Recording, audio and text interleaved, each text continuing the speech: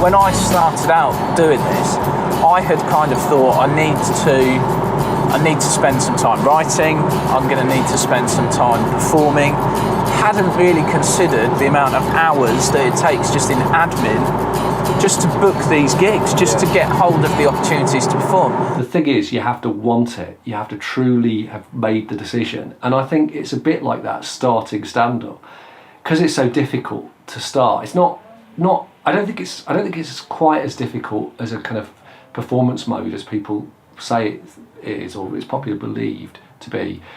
But I think what is difficult is because there's so much competition out there, to actually get your foot on the bottom rung of the ladder is intensely difficult. The reality of it is that you've got maybe 15, 20 comedians all fighting for stage time.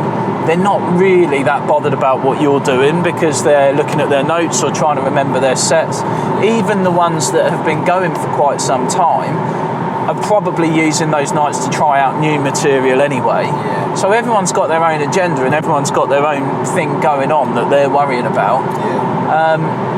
And it's tough. So many open mic gigs are playing to a small audience, mainly made up of friends of the other acts. Obviously, when you start out in comedy, you have to do a lot of sort of open mic nights, don't you? All the comedians here will know you go round, you're one of 20 comedians on a bill, you're fighting for maybe 5 or 10 minutes stage time. The received wisdom would be, you start off, you do your open spots, you perhaps do that for 2 years, then you get to the point where you start to get paid halves, or perhaps if you're looking at paid 20, then you build to the point where you do your half hour, and then perhaps 6 or 7 years in, you might do your first Edinburgh hour. You wouldn't do that in any other career, would you?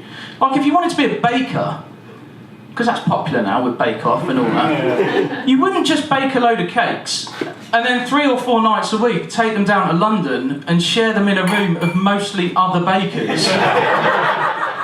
Because it's so lousy, you have to just keep going. And not just keep going, but you have to keep working at the talent bit as well, however depressing it is. Every time you go, you pretend that it's a brand new recipe, but everyone knows it's the same cakes that you've been making for the last 6 months. I mean, you might have added a couple of dollops of orange icing as some kind of Trump reference. You're only ever allowed to take 5 cakes until someone likes your cakes a little bit better than everyone else's, and next time you can bring 10. Sometimes you have to bring a friend just to be allowed to share your cakes. So if you can get to the point where you can find a way of making that crap situation fun for that audience, if you can kind of go, look, I know, but let's just agree this is going to be fun.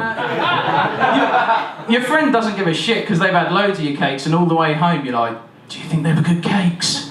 Did they go down well? And your friend's like, not sure you should have made that cake about the dude in the front row's mum.